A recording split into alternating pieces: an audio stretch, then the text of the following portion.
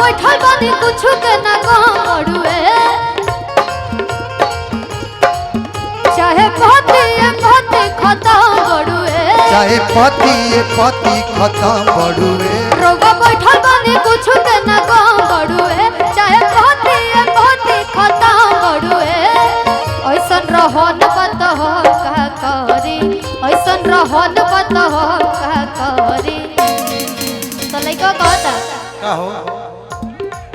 चूल्हा अलगे जरी चूल्हा अलगे जरी चूल्हा अलगे जरी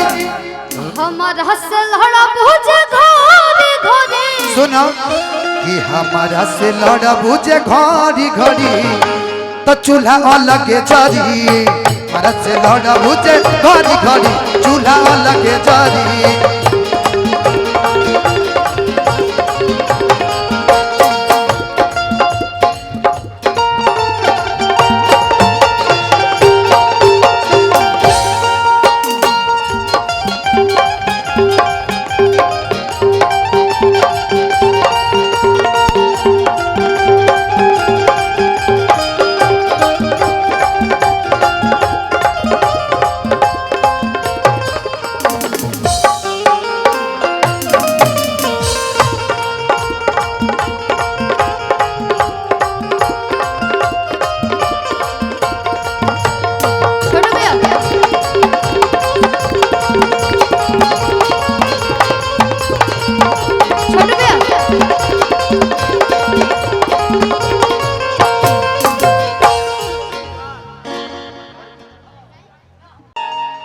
पहिला मिलनवा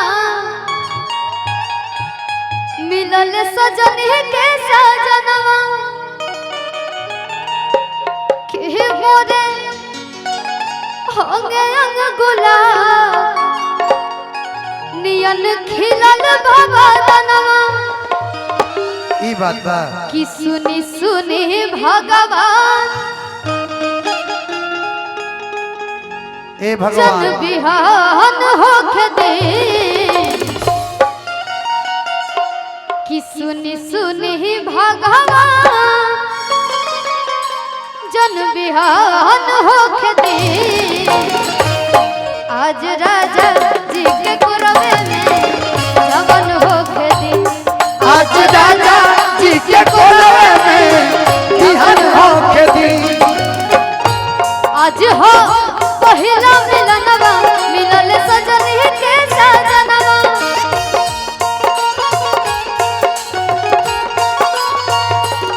मोरे अंग अंग गुलाब नियन खिलल बाबा दनवा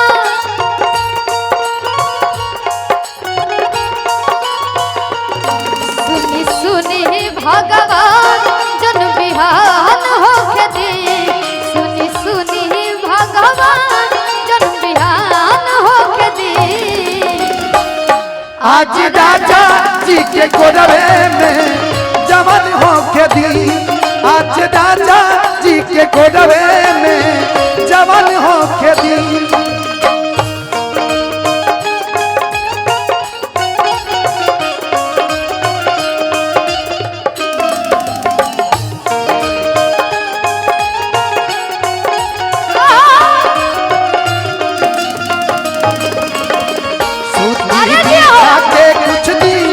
बिछावना चाचा लइका बानी सूती बिछा के कुछ दिन अलगे बिछावना चाचा लइका बानी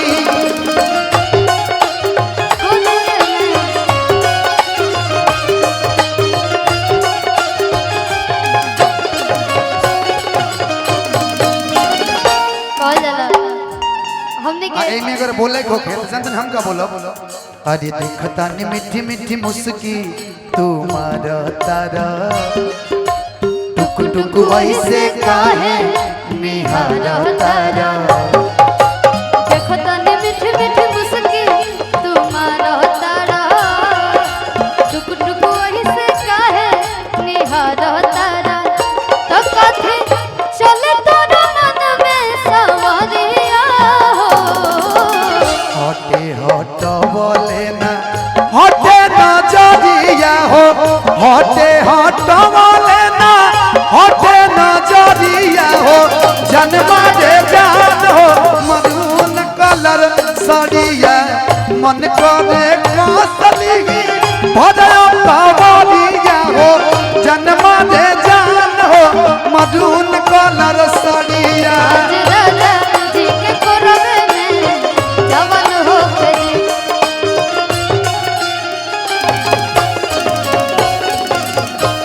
औरतें कहती है कैसे तनी मुड़के वाला भाव में राजा जी के उठावा से हमारा कहना है राजा जी के उठावा से उठ जाब सोटे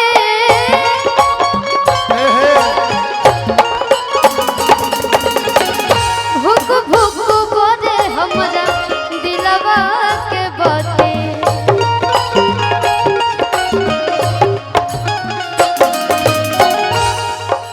कि आज भल भुके दरियवे में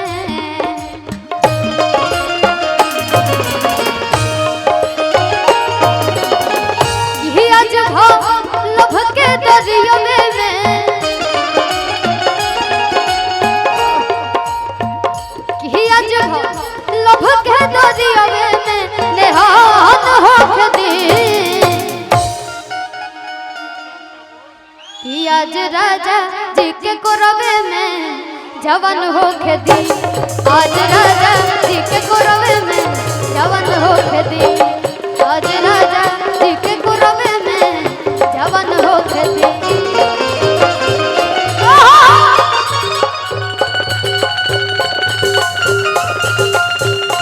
क्या बात है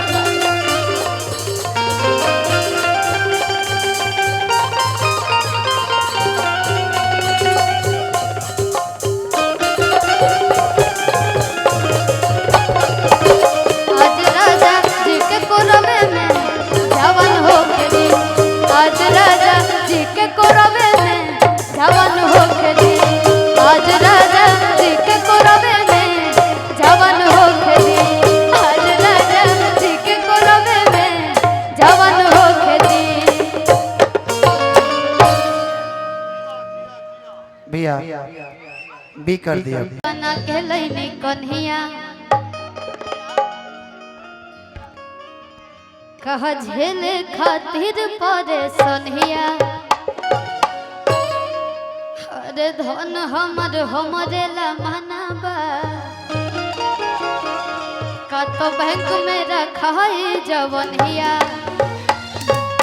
तोरते कहती कि मोहन में जे तहरा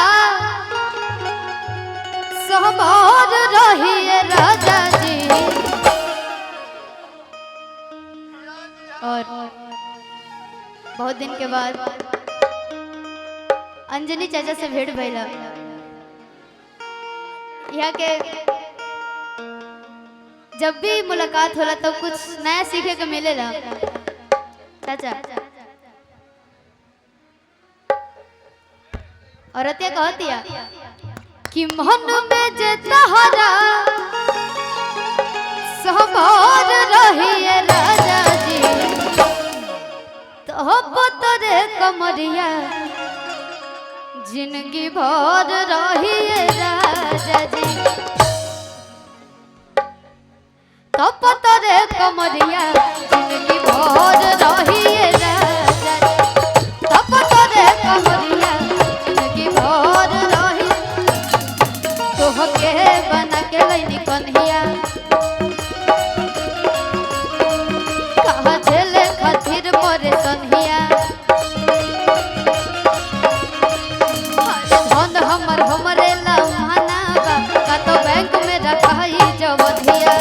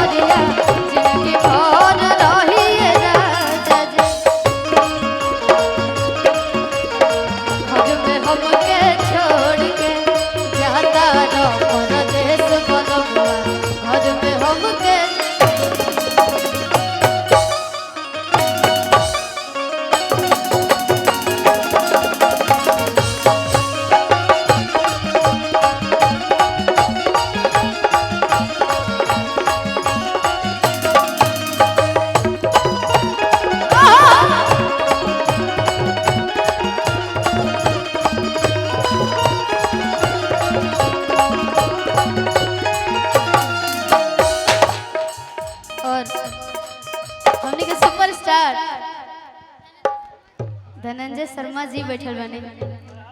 और हमने के भैया विशाल भैया बहुत ही अच्छा लागल। सैड सॉन्ग के राजा हने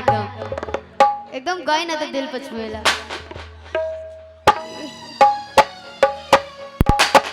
अयो दादा एगो गाना ही रहे हमार जगह के ढेर सारा प्यार और आशीर्वाद और सब देले रहेंगे। आज ले ले हसंत गम कौवा राजा जी